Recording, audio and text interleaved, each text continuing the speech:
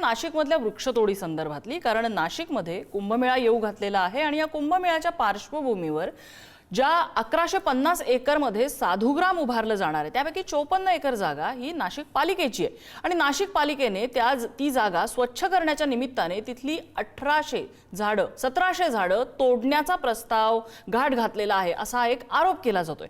पालिकेचं म्हणणं आहे आम्ही झाडं तोडणार नाही तर या ठिकाणी जी झुडपं वाढलेली आहेत ती तोडून ही जागा साफसूफ करणार आहोत, पण प्रत्यक्षात मात्र पालिकेकडून त्या ठिकाणी अनेक झाडांवरती फुल्यांचा मार्क करण्यात आलेला आहे। तो नेमका कशासाठी आहे, हे कन्फ्युजन कशामुळे तयार केलं जातंय? म्हणजे साधूंसाठी गाव तयार करायचं आणि झाडांवरती घाव घालायचा, हा कुठला न्याय आहे? आणि झाडं तिथे असली म्हणून काय झालं? त्याच्या आजूबाजूला साधूंच्या रावट्या होऊ शकत नाहीत का? जसं यापूर्वी साधू जंगलात राहायचे ते आता नाही का होऊ शकत? आणि यापूर्वी इतके कुंभमेळे झाले त्यासाठी झाडं तोडली गेली नाहीत, आत्ताच का झाडं तोडायची आहेत? असं काय बदल आहे यावर्षीच्या कुंभमेळ्यामध्ये? सगळ्याच प्रश्नांचं उत्तर आज आपण शोधण्याचा प्रयत्न करणार आहोत आणि त्यासाठी या चर्चेमध्ये सहभागी होतात भाजपकडून भाजपचे प्रवक्ते प्रदीप पेशकार, त्याचबरोबर महंत सुधीर दास आपल्या सोबत असतील, हिंदू धर्माचे अभ्यासक आहेत, नाशिकमधले आहेत, आणि त्याचबरोबर आपल्यासोबत वृक्षप्रेमी शेखर गायकवाड सुद्धा असतील, वनराई संस्थेचे सदस्य सुद्धा आहेत ते, आणि जे चिपको आंदोलन नाशिकमध्ये झालेलं होतं त्यात ते सहभागी झालेले होते। मी सुरुवातीला प्रदीप पेशकार यांच्याकडे जाईन। प्रदीप पेशकारजी, असं का होतंय? म्हणजे नाशिककरांना झाडं हवी आहेत, स्वतः गिरीश महाजन या ठिकाणी येऊन गेले तरी नाशिककरांना विश्वास नाहीये त्यांच्यावरती की ही झाडं, या झाडांना धक्का लागणार नाही, हे जे प्रशासन सांगतात ते का ही अविश्वासाची गोष्ट आहे? झाडं का तोडायची आहेत? खरं तर आपण एक समजून घेतली पाहिजे की झाडावर फुल्या मारल्या म्हणजे ती सगळी झाडं तोडणार आहेत, हा जो गैरसमज दिसतो आहे तो जरा अधिकाऱ्यांशी बोलल्यानंतर तो वृक्षप्रेमींचा दूर व्हायला हरकत नाही असं मला वाटतं। मी खरं तर शेखर गायकवाडांचं जाहीर अभिनंदन करेन की नाशिक मधले अग्रणी वृक्षप्रेमी म्हणून अनेक चळवळींमध्ये भाग घेणारा असे हे कार्यकर्ते आहेत, त्यांचं खरंच आम्हालाही अभिमान आहे नाशिककर म्हणून।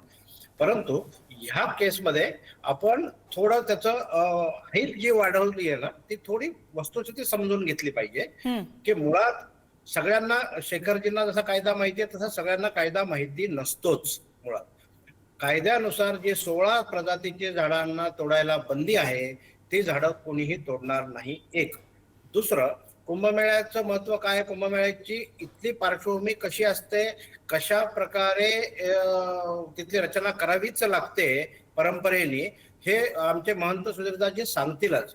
परंतु ही 54 एकर जागा जी आहे या 54 एकर जागेवर मागचा कुंभमेळा झाल्यानंतर अतिक्रमण व्हायला सुरुवात झाली होती आणि अतिक्रमण होऊ नये या शुद्ध हेतूने काही विदेशी प्रजातीचे झाडं, काही बाबळी तर आपोआप आलेले आहेत, झुडपं आपोआप आलेले आहेत, पण निलगिरी असेल, गुलमोहर असेल, जी झाडं तो कायद्याने पण तोडता येतात आणि ती लवकर वाढतात, उंचच्या उंच वाढतात, अशा प्रकारची झाडं लावल्या गेली होती।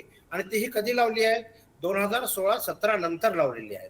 मुळात आकड्यांचा सुद्धा गोंधळ आहे, 1850 कोणी 1750 म्हणतं, तुमच्या हेडलाईन मध्ये सुद्धा 1700 झाडांची कत्तल।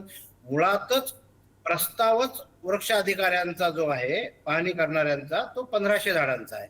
त्यापैकी आतमधला लेआउट मागच्या कुंभमेळ्यामध्ये म्हणजे 2015च्या कुंभमेळ्यामध्ये जो केला होता त्याला अनुसरून हे प्रस्ताव दिलेला आहे।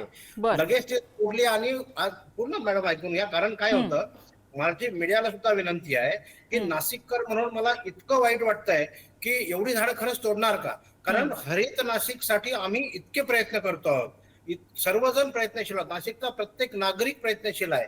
महाराष्ट्रामध्ये अनेक चांगल्या वातावरणाच्या शहरांपैकी अग्रणी शहराचं नाशिक आहे आमचं। हरित हा भाजपचाही अजेंडा आहे, मला भाजप प्रवक्ता म्हणून बोलल्यामुळे मी सांगतो, परंतु नाशिककर म्हणून सुद्धा आम्हाला अत्यंत प्रेम आहे या झाडांचं।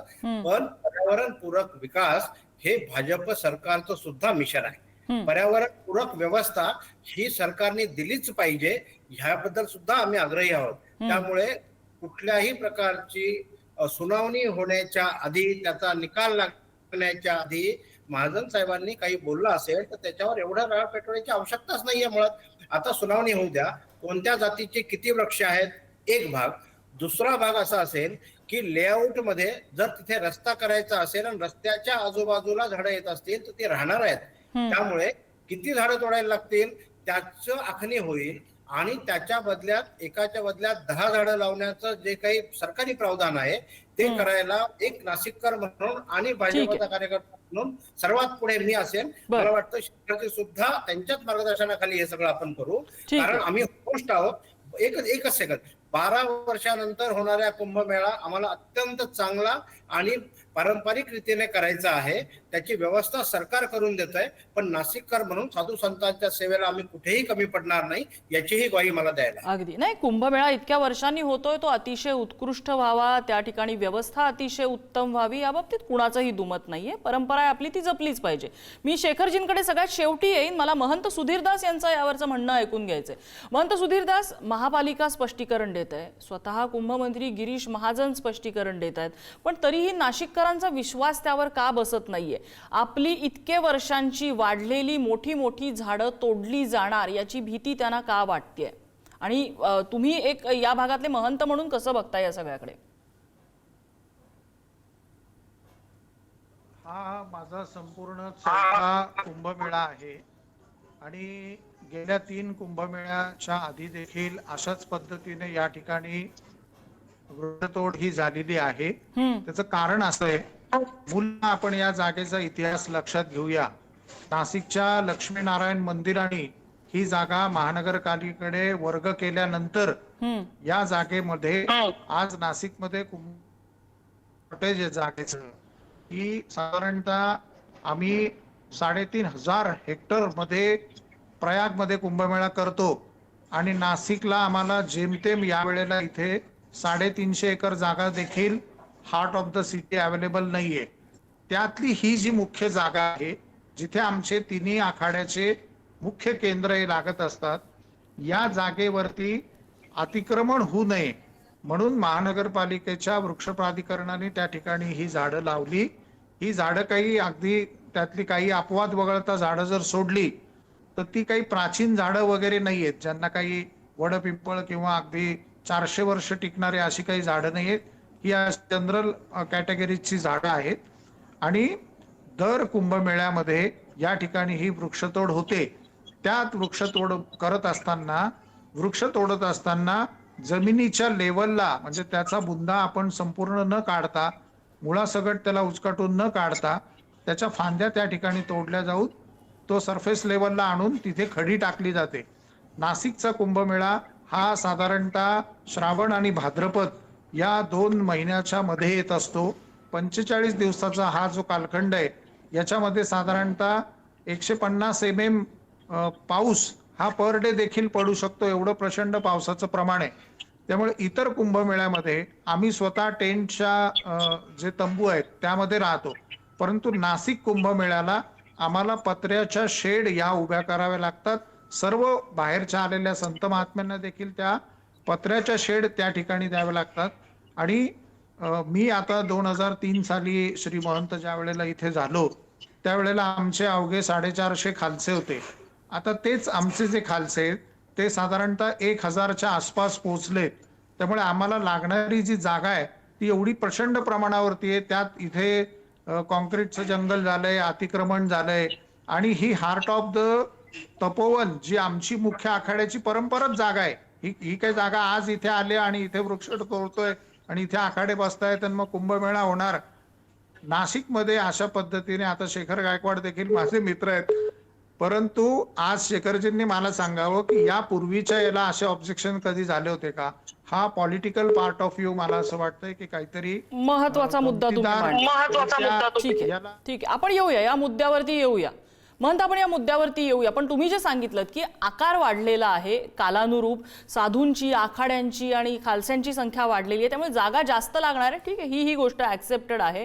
पण जर इमारती जर आपण झाडाच्या बाजूने बांधू शकतो, तर तुम्ही जसं म्हणताय तशा पत्र्याच्या शेड्स आपल्याला झाडाच्या बाजूने बांधता येतील का? काही पर्याय शोधता येईल का? ही झाडं न तोडण्याला काही पर्याय असू शकतो का? या सगळ्याच गोष्टींचा आपण विचार करूया. शेखरजींची बाजू आपण ऐकूया. शेखरजी, आता सरकारतर्फे प्रदीप पेशकारही बोलले, महंत सुद्धा बोलले.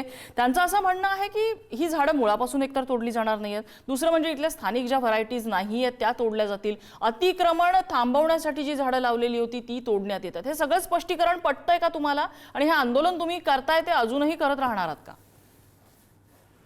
प्रथम सर्वांना नमस्कार. जे काही पेशकर साहेबांनी आणि सुधीरजी महंत सुधीरदासजींनी दिलंय ते योग्यच आहे. आणि माझी जी भूमिका आहे, तुम्ही जे सांगितलं मी ते चिपको आंदोलनामध्ये सहभागी होतो, तसं काही नाही. मी चिपको आंदोलनामध्ये सहभागी नव्हतो. तर माझी प्रथम पासून भूमिका आहे की ही जी काही झाडं मोजली गेलीत 1740 झाडं काहीतरी ती मोजली गेलीत आणि ती मोजणी करताना चूक काय झाली, प्रथम की त्याच्यावर फुली मारली गेली. बर. आता मोजणी करताना ही प्रथम सर्वेक्षण होतं की त्या जागेमध्ये नेमकी झाडं किती आहेत. त्या पूर्ण 54 एकर किंवा जी काही आता थोडीशी कमी झाली 54 एकर पेक्षा, कारण की काही जागा सिटी लिंक वगैरे याच्या डेपोमध्ये गेलेली आहे आणि काही वेगळ्या कारणाने हे झालेली आहे. तर त्या जागेमध्ये झाडं किती आहेत याचं मोजणी चालू होती आणि ती मोजणी करत असताना एक तर चौकोनी किंवा गोल ठब्बा मारून हे करायला हवं होतं. आणि त्याच्यामध्ये काय झालं, थोडंसं गैरसमज असा झाला की प्रथम सांगताना हे सांगायला पण हवं होतं की ही जी चाली ही प्रथम मोजणी आहे की ह्या परिसरामध्ये झाडं किती आहेत. त्यानंतर आपण सर्वेक्षण करून आपले साधू महंतांच्या आखाड्यांना साधुग्राम उभं करण्यासाठी कशी जागा लागणार आहे आणि त्याच्यामध्ये किती झाडांचा अडथळा येणार आहे. आणि हे करत असताना हे जो गोंधळ निर्माण झाला आहे की ते फुल्या मारल्या, मग कोणीतरी गेलं, मग ती चिंचेच्या झाडावर गेलं किंवा आता ही जी चिंचेची वगैरे जी झाडं आहेत याला बिलकुल हात लागणार नाही. बर. पण मग शेखरजी हा आंदोलन करणारे कोण आहेत? ते काय वेगळा प्रोपागंडा करतात असं म्हणता का तुम्ही? सांगतो. आणि ज्या दिवशी हे झालं त्या दिवशीच मी एक मेसेज टाईप करून सर्वीकडे पाठवला की ही प्रथम सर्वेक्षण आहे, याच्यामध्ये पिवळ्या याच्याने मार्किंग केली गेली आहे, याच्यानंतर दुसरं सर्वेक्षण होईल. आणि माझं कॉर्पोरेशनची बोलणं झालं होतं की त्यांनी सांगितलं की आपण आता याच्यामध्ये पर्यावरण प्रेमींचं एक समिती गठीत करू आणि ते आणि कॉर्पोरेशन हे आपण तिथं परत सर्वेक्षण करू आणि कुठली झाडं तोडण्यात येणार आहे त्याच्यावर आपण लाल फुल्या मारू आणि त्यांच्यानंतर मग आपण पुढची कारवाई करू. ठीक आहे. तर हे झालं कसं, ऍक्च्युअल सोमवारच्या एका वर्तमानपत्रात पण त्यांचा खुलासा येऊन गेला होता की जरी 1670 झाडांची मार्किंग मोजणी झालेली आहे, 40% झाडं तोडण्यात येणार आहेत आणि त्याच्यातले काही वाटले तर छाटणी करण्यात येईल त्यांच्या याची. तर ह्या सर्व गोष्टींचं आहे. आणि त्याच्यामध्ये झालं कसं, मग हा न समजता काही गोष्टी आल्यात आणि सुधीरदासजी जे बोलले खरं त्याच्यामध्ये राजकारण पण येत आहे. कारण की मी काही वर्षापासून ते तपोवनामध्ये वृक्ष लागवड करून त्याची जोपासना केली. नुसतं तपोवनात नाही, नाशिक शहरात आपलं काम चालू. पण म्हणजे 2010 सालीच आपण तिथे वृक्षारोपण करून चांगल्या प्रकारे तिथे झाडं लावलीत आणि आज त्या झाडांना कोणीही धक्का लावू शकत नाही, कारण की ती योग्य ठिकाणी लावली आपण आणि ती खरंच आज हरित कुंभासाठी तयार आहेत. तर माझं हेच म्हणणं आहे, मी आज सुनावणीला पण गेलो नव्हतं, कारण की काय होतंय हे नीट समजून घेऊन पुढे आपण आंदोलन करणं गरजेचं असतं, हे पहिल्यापासून मला माहिती आहे. न समजता आपण काही गोष्टी केल्या तर नक्कीच त्याच्यामध्ये खूप ताणाताणी होते आणि जे काम खरंच करायचं असतं काही ठिकाणी सुवर्ण मध्य साधून आपल्याला काही घडामोडी करायच्या असतील. आणि तपोवन आणि साधुग्राम याचं अतूट नातं आहे कुंभमेळ्याचं. तर कुंभमेळा हा आणि साधुग्राम हे तपोवनातच झालं पाहिजे, हे माझं सुद्धा स्पष्ट मत आहे. आणि जे काही पूर्वीपासून आपण हे केलेलं आहोत, म्हणजे मी गेल्या 3 वर्षापासून परत हेच मोहीम चालवली होती की तिथे म्हणजे शेखरजी तुम्ही असं सांगताय की जे काही आता नाशिकमध्ये होतंय त्यामध्ये गैरसमज सुद्धा झालेला असू शकतो. ही झाली त्याची एक बाजू, राजकारण सुद्धा यामागे असू शकतं. पण मुद्दा एक आहे, इथे कुंभमेळा व्हायला हवाय का? तर नक्की व्हायला हवाय. त्याची व्यवस्था व्हायला हवी का? नक्की व्हायला हवी. साधुग्राम व्हायला हवंय का? तर हो, कारण इथे येणाऱ्या साधू महंतांची सुद्धा योग्य व्यवस्था व्हायला हवी. मात्र या सगळ्यामध्ये जो कळीचा मुद्दा आहे की इथे झाडं तुटली जाणार का, झाडांवर घाव पडणार का, तर प्रशासनाने अधिक स्पष्टतेने समोर येऊन काही गैरसमज असतील तर ते दूर करायला हवे. एक गोष्ट नक्की आहे की नाशिकमध्ये झाडं तुटता कामा नये. हे जे वृक्षप्रेमी आहेत, ज्यांनी इतक्या कष्टाने ही झाडं वाढवलेली आहेत, ती तुटता कामा नये. त्यांचा हा जो आग्रह आहे त्याला कशा पद्धतीने प्रशासन, सरकार उत्तर देतं हे आपल्याला बघावं लागेल. आजच्या चर्चेसाठी सगळ्यांनी वेळ दिला, सगळ्यांचे आभार. आजचा धुळा इथेच थांबतोय.